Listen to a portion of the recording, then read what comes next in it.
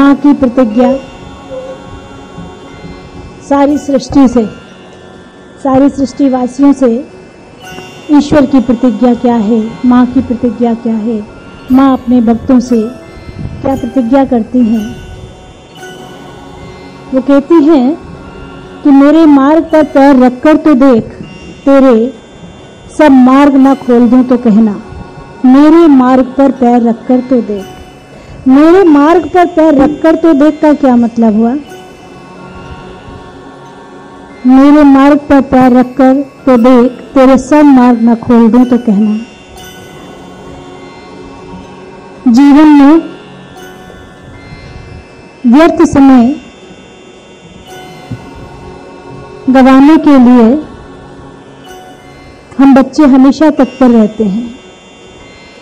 व्यर्थ समय गंवाने के लिए हमेशा तत्पर रहते हैं और व्यर्थ समय बीतता ही जा रहा है व्यर्थ बातों में, व्यर्थ कामों में, जिसका कोई सार नहीं है, जिसका कोई मतलब नहीं है, जिससे कोई लेना देना नहीं है और जिसका ईश्वर से कोई मतलब नहीं है, ईश्वर की ओर वो रास्ता जाता नहीं है, उसमें हम लोग अपना समय बर्बाद करते जा रहे हैं।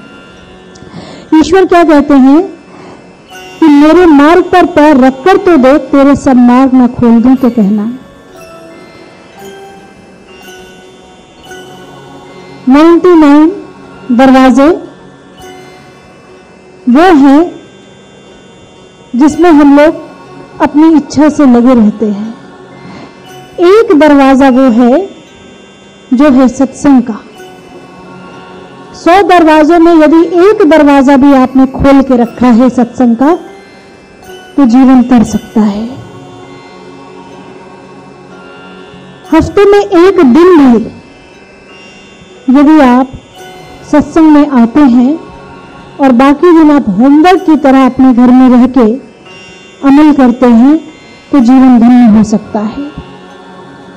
मेरे मार्ग पर पैर रखकर तो देख, तेरे सब मार्ग न खोल दूं तो कहना। परमात्मा ने एक दिन में 24 घंटे दे रखे हैं। 24 घंटे में यदि 24 मिनट यानी 1 घंटे का 1 मिनट भी यदि हम लोग उनका ध्यान करते हैं, स्मरण करते हैं, तो वो हमारा ध्यान रखने का हमसे वादा करते हैं। वो कहते हैं तुम हमारे ध्यान में बैठो, मैं तुम्हारा ध्यान रखूंगा।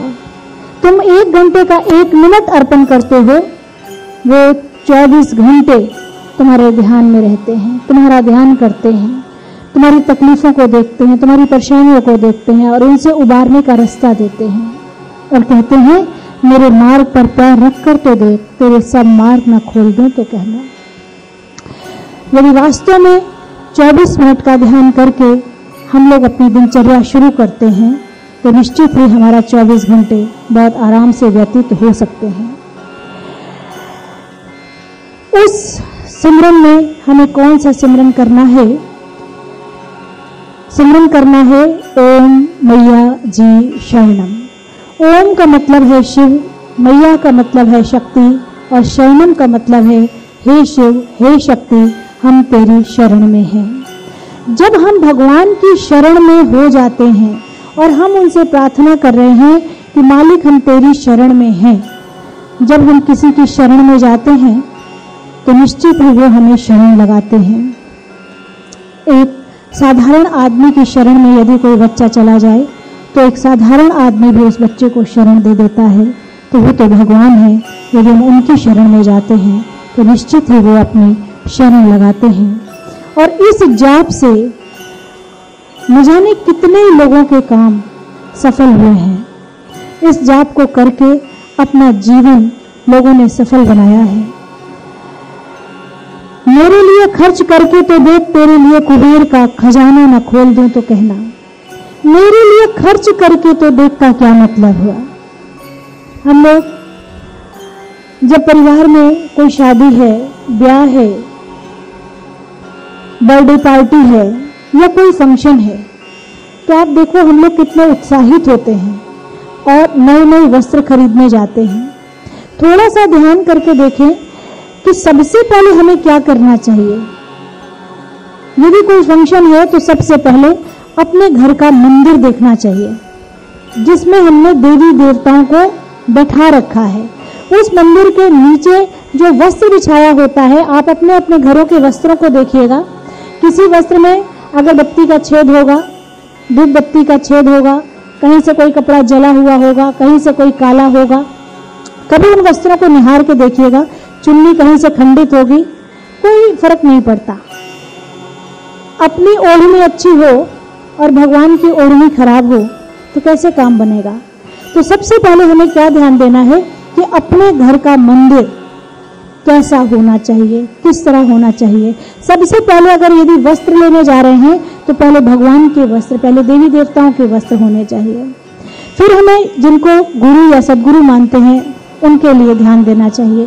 फिर तीसरा नंबर हमें अपना आता है, अपने और अपने परिवार का आता है और अपनों का नंबर आता है।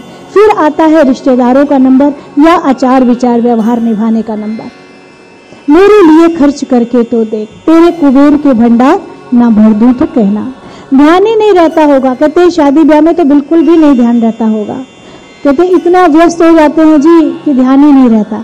लेकिन शादी वगैरह कैसे हो रही है? ईश्वर की कृपा से ही तो हो रही है, परमात्मा की कृपा से ही तो हो रही है।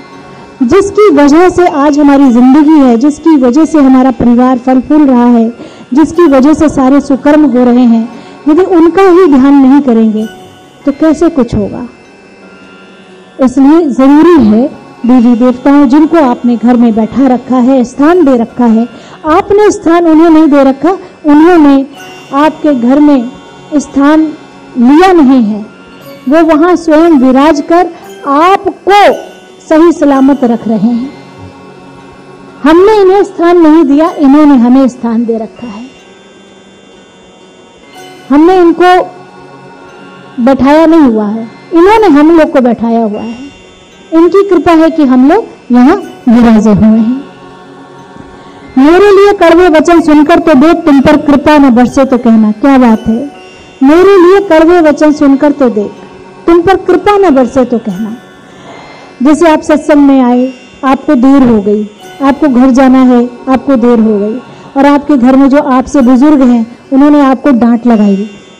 इतनी देर भी कोई सत्संग में बैठता है? टाइम से आना चाहिए, खाना टाइम से देना चाहिए। अरे कम से कम 8 बजे तो आ जाती, अरे 8:30 तो आ जाती, अरे 9 बजे तो आ जाती। टाइम से खाना देना चाहिए। ये थोड़ी होता कि 4-4 घंटे सत्संग में बैठे रहो। तो कहते हैं मेरे लिए कड़वे वचन सुनकर तो देख, तुझ पे कृपा न बरसे तो कहना। उसके सत्संग में बैठकर समय का भान रहता ही कहाँ है कि कितने बज गए। उसके सत्संग में बैठकर भी यदि समय का भान रहे तो इसका मतलब है सत्संग में बैठे ही नहीं है।